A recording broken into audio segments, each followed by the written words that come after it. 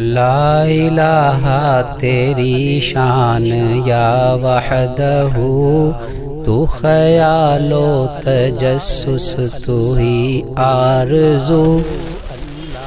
اللہ تعالیٰ فرماتے ہیں کہ بے شک ہم نے انا انزلناہ فی لیلۃ القدر، بے شک ہم نے اس قرآن کو لیلۃ القدر میں، شب قدر میں نازل کیا۔ وما ادراک ما لیلۃ القدر، آپ کو کیا پتہ کہ لیلۃ القدر کیا ہے، کتنی شان ہے اس کی۔ یہ جو جملہ ہے نا، یہ ہم اپنی زبان میں ہی بول لیں، آپ کو کیا پتہ کہ اس کی کیا شان ہے۔ لیلۃ القدر خیر من الف شہر، لیلۃ القدر 1000 مہینوں سے بہتر ہے۔ نبی کریم صلی اللہ علیہ وسلم نے بنی اسرائیل کی انبیاء علیہ السلام کی یا ان کے کچھ عابدوں کی عبادت کا تذکرہ فرمایا کہ انہوں نے 80 سال تک لمحہ بھر بھی اللہ کی نافرمانی نہیں کی۔ تو صحابہ کرام کو بڑا رشک آیا، تو اللہ تبارک و تعالیٰ شانوں نے یہ صورت نازل فرما دی کہ آپ کی امت تو پھر ماشاءاللہ ساری امتوں کی سردار ہے، آپ میرے لاڈلے نبی ہیں، سارے نبیوں کے سردار ہیں، آپ کی امت ساری امتوں کی سردار ہے، ہم آپ کی امت کو کوئی ایسی تھوڑی چھوڑ دیں گے، ہر معاملے میں بڑی ہوئی ہے۔ قیامت کے دن 120 صفیں ہوں گی، جن میں سے 80 صفیں اس امت کی ہوں گی، اور جنت میں کوئی نبی نہیں جا سکتا جب تک اللہ کے پیارے نبی کریم صلی اللہ علیہ وسلم جنت میں داخل نہ ہو جائیں، اور کوئی امت جنت میں داخل نہیں ہو سکتی جب تک یہ امت جنت میں داخل نہ ہو جائے۔ یہ سب سے آخر میں آئی ہے لیکن سب سے پہلے جنت میں جائے گی۔ وہ ایک نیکی کرتے تھے تو ایک ہی ثواب ملتا تھا، یہ ایک نیکی کرتی ہے اللہ 10 گنا اجر دیتا ہے، اور یہ گناہ کرتی ہے تو 8 پہر تک تو گناہ لکھا ہی نہیں جاتا کہ شاید توبہ کر لے۔ کیا فضائل ہیں اس امت کے۔ 80 سال کی آپ کیا بات کرتے ہیں کہ 80 سال انہوں نے اللہ تعالیٰ کی عبادت کی ہے، لمحہ بھر بھی نافرمانی نہیں کی۔ آپ کی امت کو ایک لیلۃ القدر مل گئی تو اللہ تبارک و تعالیٰ شانو اس سے 80 سال سے زیادہ اجر عطا فرمائیں گے۔ اور کم سے کم درجہ مغرب اور عشاء کی نماز، فجر کی نماز تو مسجد میں پڑھتے ہی ہیں، 20 تراویح پڑھتے ہیں، تہجد میں بھی 2 نفل پڑھ لیتے ہیں، کم سے کم درجہ یہ تو ہو ہی جاتا ہے نا۔ یہ بھی 80 سال کے برابر اجر ہوگا اس کا۔ پھر جو اپنی ہمت کے مطابق کرتا ہے اللہ اس کو اتنا ہی اجر عطا فرماتا ہے، ماشاءاللہ۔ تنزل الملائکۃ والروح، اللہ تعالیٰ فرماتے ہیں کہ اس رات میں ملائکہ اور روح القدس حضرت جبریل علیہ السلام یہ نازل ہوتے ہیں، اترتے ہیں۔ اور حدیث میں آتا ہے کہ حضرت جبریل علیہ السلام کے ہاتھ میں ایک سبز جھنڈا ہوتا ہے، اور وہ بیت اللہ کے اوپر گاڑ دیتے ہیں، اور فرشتوں کو حکم دیتے ہیں کہ پوری دنیا میں پھیل جاؤ، جہاں کہیں بھی کوئی عبادت کرنے والا ملے، کسی جھونپڑے میں، کسی گلی میں، کسی مسجد میں، محل میں، جہاں کہیں بھی اس امت کا فرد اللہ کی عبادت میں کرتا ہوا پاؤ تو اس کی دعاؤں پر آمین کہو اور اس سے مصافحہ کرو۔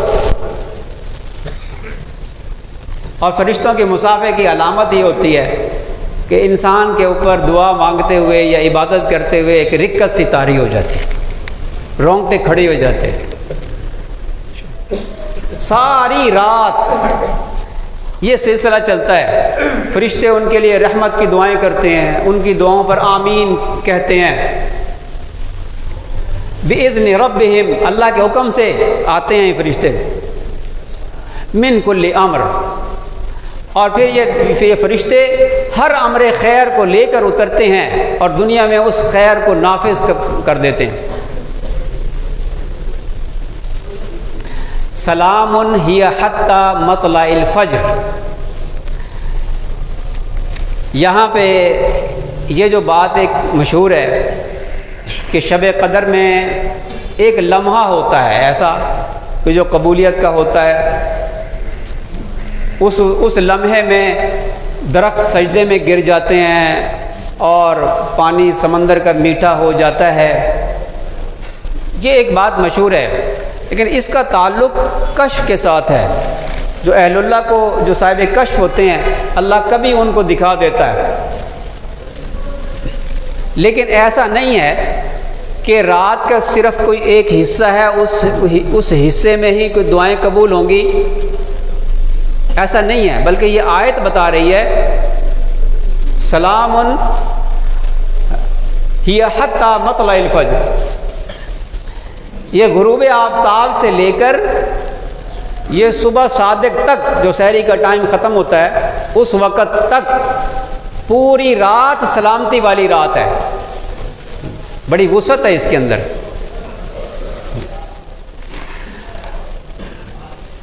باتیں تو میرے ذہن میں اور بھی آپ کو سنانے والی تھی، لیکن وقت تھوڑا ہے. چند مسائل بھی عرض کرنے ہیں. البتہ میں اس میں ایک دلچسپ بات آپ سے شیئر کروں گا. اس میں اللہ تعالیٰ شانو نے فرمایا کہ ہم نے ایک ہی رات میں قرآن پاک کو لیلۃ القدر میں قرآن پاک نازل کیا.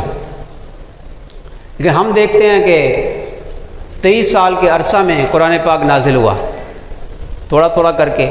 یہاں اللہ فرما رہے ہیں کہ لیلۃ القدر میں ہم نے نازل کیا، ایک ہی رات میں نازل کیا. کیا مطلب؟ مطلب یہ ہے اس آیت کا کہ اللہ تعالیٰ نے لوح محفوظ سے آسمان دنیا پر لیلۃ القدر میں قرآن پاک نازل کیا اکٹھا، اور پھر وہاں سے تھوڑا تھوڑا کر کے 23 سال کے عرصے میں نازل کیا. اللہ تعالیٰ دوسری جگہ فرماتے ہیں نحن نزلنا الذکر وإنا لہ لحافظون. ہم نے ہی اس قرآن کو نازل کیا اور ہم ہی اس کی حفاظت کرنے والے ہیں. ایک پادری تھا ہندوستان کے انگریز کے زمانے میں، اس نے مسلمانوں کو ایک بات کر کے بڑا پریشان کیا. کہنے لگا کہ آپ کے قرآن میں ہے کہ یہ جو پچھلی کتابیں ہیں یہ بھی ذکر ہے. اللہ نے قرآن کو ذکر فرمایا تو پچھلی دوسری کتابوں کو بھی ذکر فرمایا اللہ نے قرآن پاک میں، اور یہ بات صحیح ہے. اللہ یہاں فرماتے ہیں کہ ہم نے اس ذکر کو نازل کیا اور ہم ہی اس کی حفاظت کرنے والے ہیں، لہٰذا دوسری کتابیں بھی محفوظ ہیں. ہم کہتے ہیں کہ ان میں تحریف ہو گئی، انہوں نے تحریف کر دی. اس نے کہا کہ قرآن کہتا ہے کہ وہ محفوظ ہیں، دلیل بڑی اس کی مضبوط تھی.